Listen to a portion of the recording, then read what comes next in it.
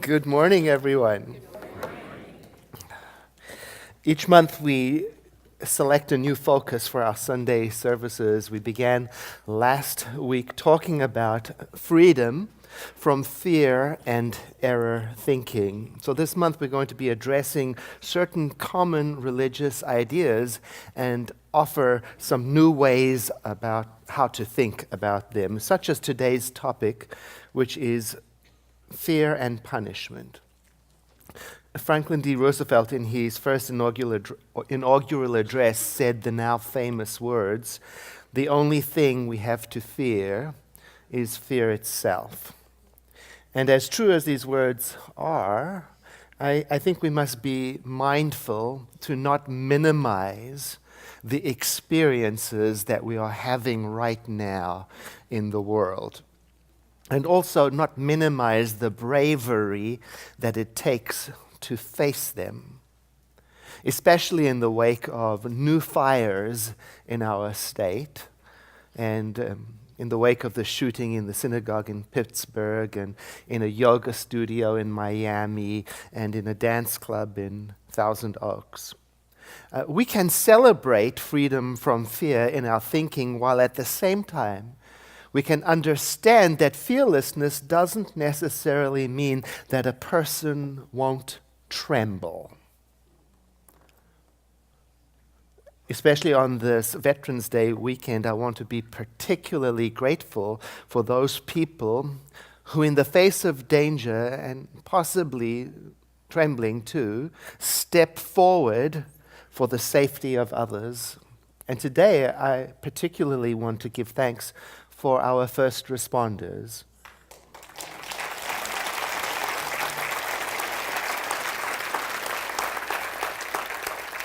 It was just about this time last year that we paused in our service to share in a moment of prayer for the same reason. So I invite you today to take a moment with me to pray.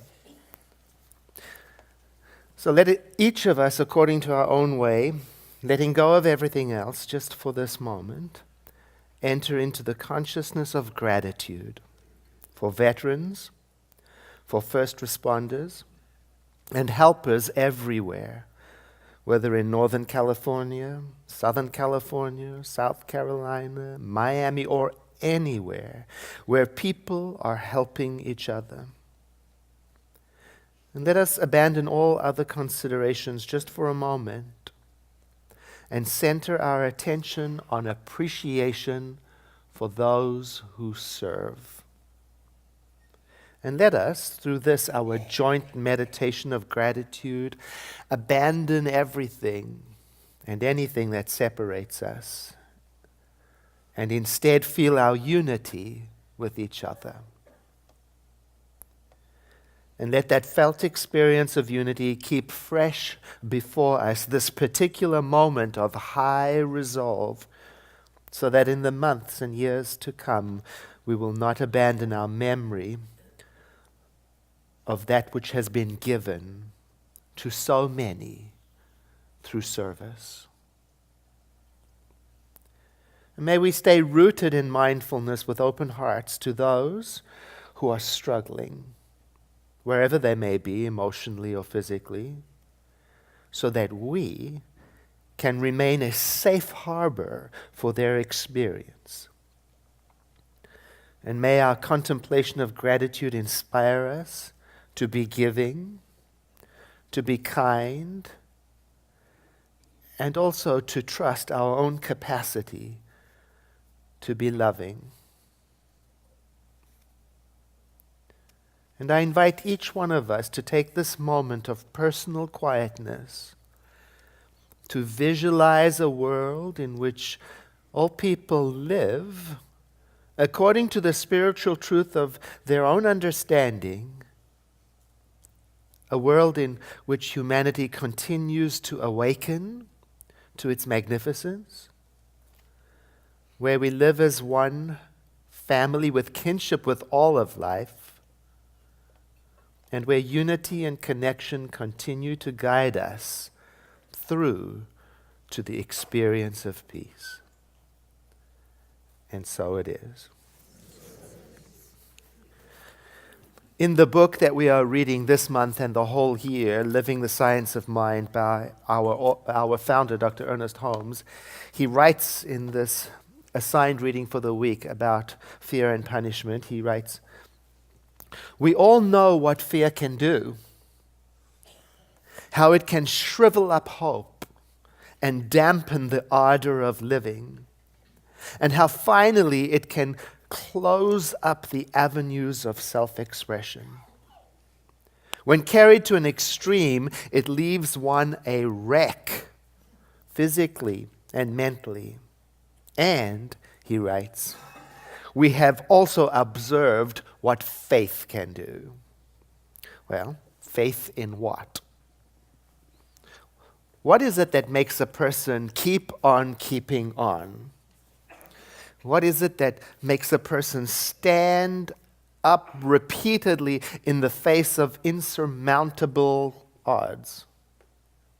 What is it that makes a person step out of the majority thinking, the popular idea, sometimes at great risk, to speak up for what is right? I think it is love and faith in what love can do. And in our tradition, love is just another word for the divine. So whether we say faith in God, or we say faith in love, or we say faith in the higher power, or faith in the ground of all being, we are talking about that power which is larger than we are, that power that impels us from within to live our lives not in isolation, not focused on self-interest alone, not in denial of what is happening around us, but with trust. Trust that right choices lead to right actions, and that right choices come from right thinking, and that thinking, for it to be right, must be steeped in love and equality and inclusion and compassion, all of which come from God. Dr. David Alt, who is coming in January to give us a workshop, he recently mentioned some of his role models, agents of social transformation from the 1800s that inspire him. Women who never stopped questioning unjust laws. Women who never stopped speaking up for greater and greater equality, even though doing so at the time was dangerous, counterculture, and oftentimes met with resistance, like Harriet Forton Purvis, an African-American abolitionist and suffragette who helped establish the Philadelphia Female Anti-Slavery Society. She stood up for the rights of African Americans to vote after the Civil War and was a champion for racial integration at a time when it was very dangerous for a woman to do so. Or like Julia and Abby Smith, who refused to pay the unjust property taxes that were applied to them. And I think the way it happened was they noticed that they were the only women who owned property in the neighborhood, and theirs was the only property taxes that went up. So they refused to pay the taxes until they were granted the right to vote in town meetings, and as a result, in retribution for their misbehavior, their property was seized. And the sisters may well go down in history for that, but also as the authors of the very first petition to be submitted to Congress. Now you'd think addressing landowner rights. No, addressing slavery. Like Sojourner Truth, an African-American abolitionist who escaped slavery in New York. She became a minister and spent all of her hours from then on advocating nationally for equality, justice, women's rights, and prison reform. Now, how do we build that kind of faith and conviction, especially when the odds seem stacked up against us? Or when the problems that we face seem insurmountable? or when the difficulties, like last year's fires, come back again this year. Dr. Christopher Henderson, a doctor here in Northern California, writes, I am saddened by the recent multiple murders at the nightclub in Thousand Oaks. People are asking what the cause of the increase in mass shootings is lately. I certainly don't pretend to have answers to all the whys, but just my own thoughts. Some people, he writes, say that it must be all the guns available now, and especially the high-powered semi-automatic multiple bullet cartridges and easy access. Some people say that it is the lack of appropriate evaluation and support for mental health problems people are suffering from, both chronic and acute mental health issues.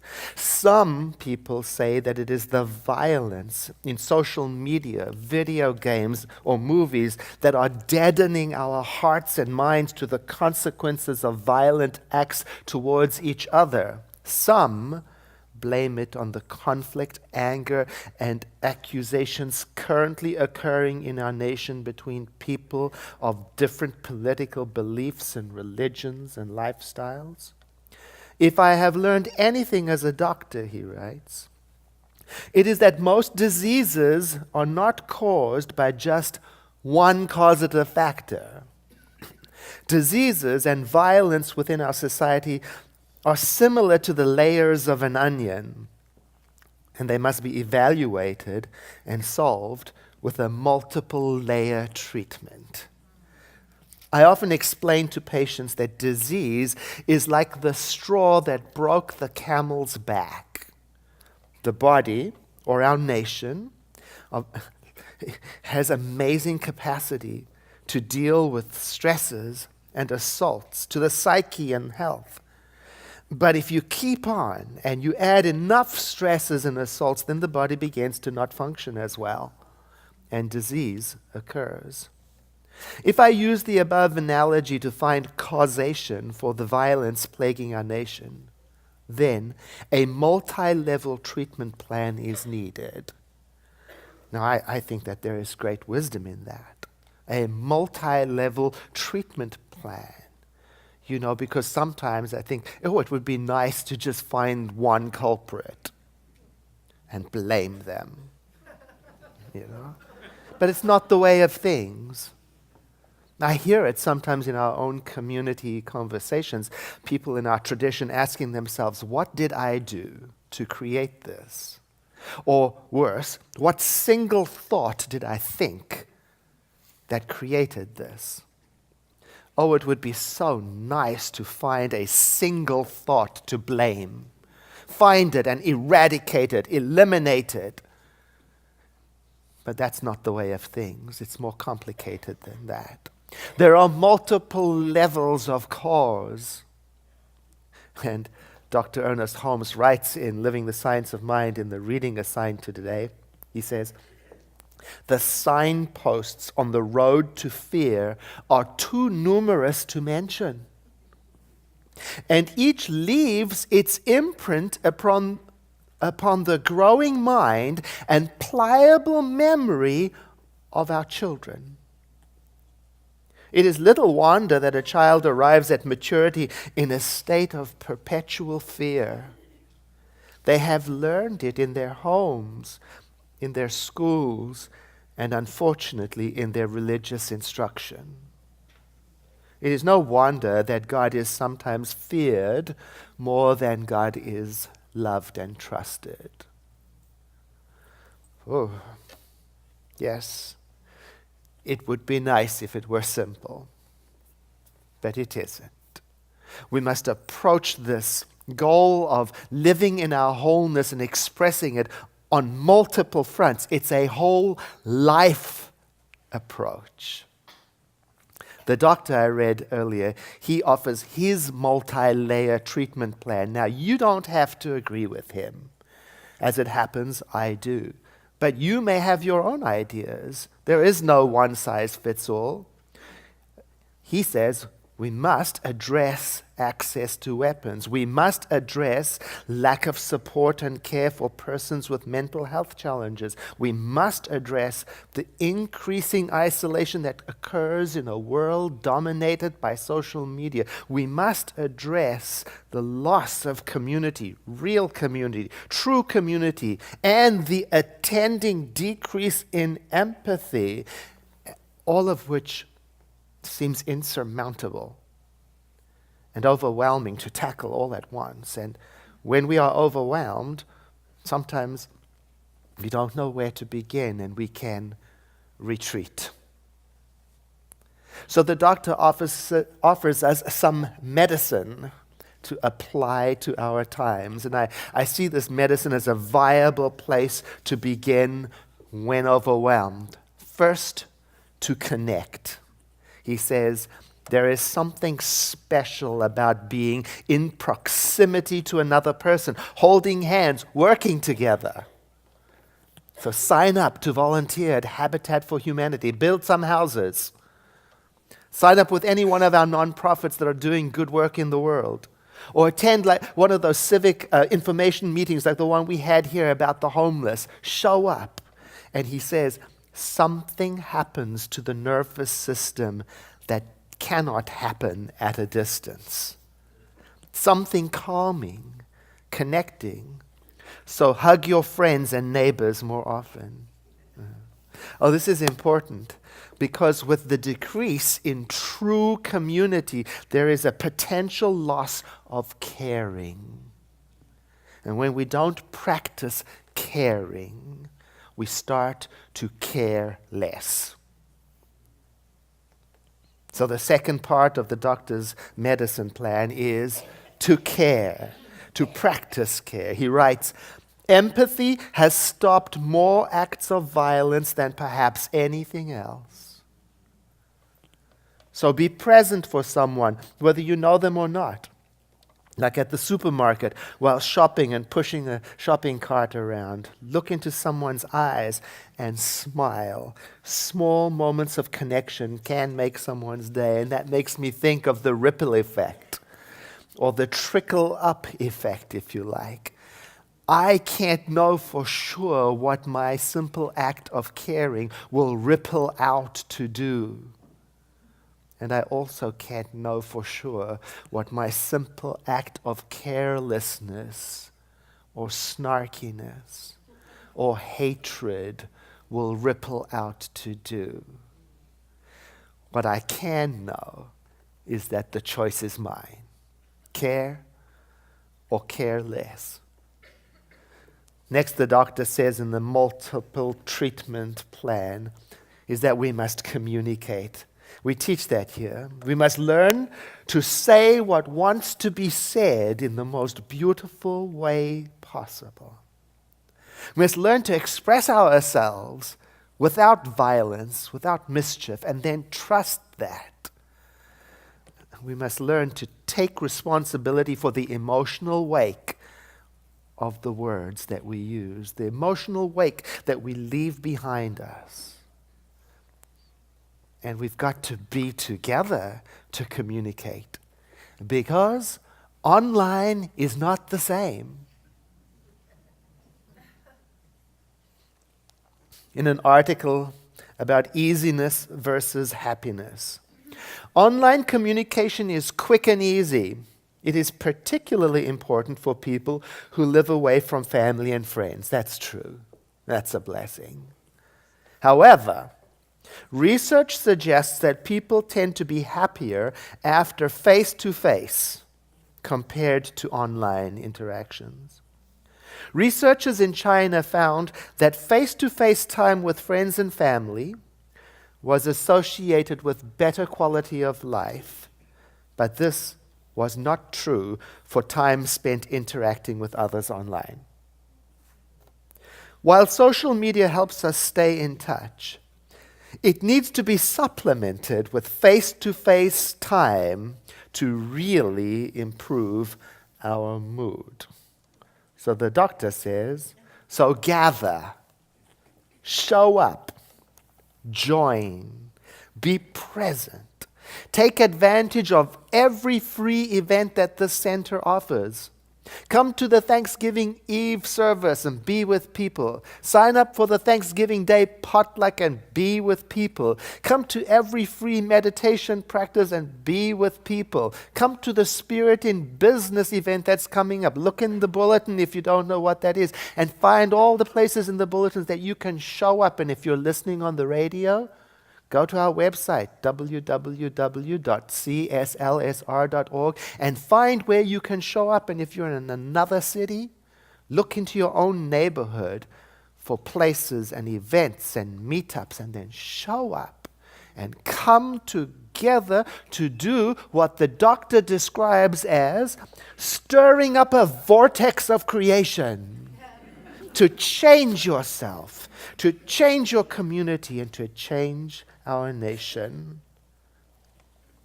And then finally, in his multi-treatment plan, the doctor prescribes something quite outrageous. Love. Love one another. How? Well, repair relationships. Apologize. Forgive. I don't know if you saw this or if you know about it, but last night on Saturday Night Live, because the week before, Pete Davidson on Weekend Update, he made a really ill-advised joke about a veteran who lost his eye while in service, and it really caused a backlash. So he came back and he appeared on Weekend Update and he apologized to the former Navy SEAL and Congressman-elect Dan Crenshaw, a Republican from Texas. And he actually brought the Congressman-elect on to the show with him. And this is what they said. Davidson reiterated, "From the bottom of my heart, that was a poor choice of words to say last week." And he said I don't need to tell you what he said. Anyway, that's when Crenshaw rolled out on a chair up to the side of Davidson behind the desk and said, "You think?" And then he also thanked Davidson for making a Republican look good on the show. But do you see that's love? That's love. Repair relationships across the divide, apologize, and forgive. And maybe you, like me, will ask from time to time, isn't this naive for this world? I don't think so. I think it takes guts to love. I don't think it's naive. Not in light of what we're learning in Science of Mind, and we're learning that we are not punished for our mistakes, we are punished by our mistakes. And our mistakes in this case would be that we forgot to connect, to care, to communicate, to gather, to love. Dr. Holmes writes in Living the Science of Mind, we should be willing to admit that we are punished by our mistakes, and in common sense, recognize that while we continue our mistakes, we must of necessity continue to suffer. Oh, admit it. Confession is a powerful tool for healing the soul. Let me admit to myself in the privacy of my own mind. Let me admit what I am contributing to the state of things through what I have done and what I have failed to do. Not because God punishes, but because these times need my kind-hearted honesty. These times need me to be brave, even if I'm shaking, to bravely face reality with kind-heartedness. And as Dr. Holmes says, but always with the certainty in mind that when light comes, darkness disappears. When forgiveness comes to our own mind, we are forgiven. When we are willing to give, we shall receive. When we learn how to enter into heaven, we shall leave anything unlike heaven behind us. Oh, it can be challenging to remember this during frightening times, during times of loss. And I ask myself, what do these times of challenge and loss teach us? Well, I can't answer for you or for anybody else, but I ask myself, what do the difficult times in my life teach me? What have I learned? I've learned a lot. Number one, I've learned that nothing permanently means what I think it means. To hold it lightly. Number two, I've learned that this too shall pass. To try to be patient. I've learned thirdly that goodness and truth are my friends and to trust them. And fourth, I've learned that I must live harmoniously among people I disagree with. So deal with it. And fifth, I've learned that diversity demands complexity. So stop trying to simplify things. And six, I've learned to be brave, even when I'm shaking, to step into it. And seven, I've learned that I must speak up for those who cannot speak up for themselves, to not forget them because I'm comfortable. 8, I've learned to be vigilant with my own inner life and to keep it in line with true loving kindness as much as possible and to not give up. And 9, I've learned to follow the doctor's orders, connect more, care more, communicate more kindly, gather and commune, and most of all, to love one another.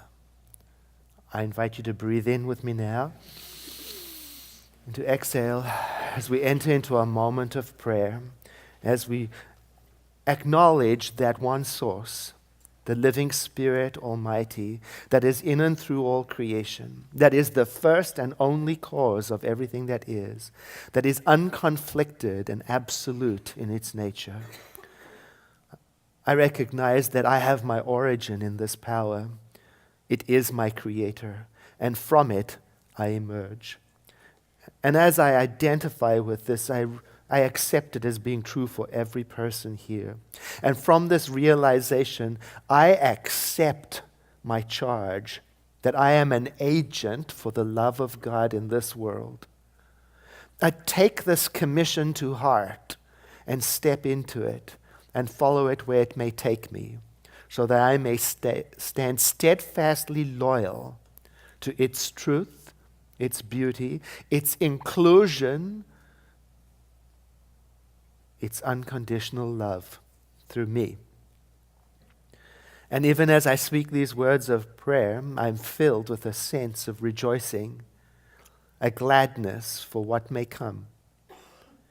And I release this word into the activity of the law, understanding that even as I have prayed these words, I am being changed. And together we say, and so it is. And once again, a deep inhalation, followed by a sigh.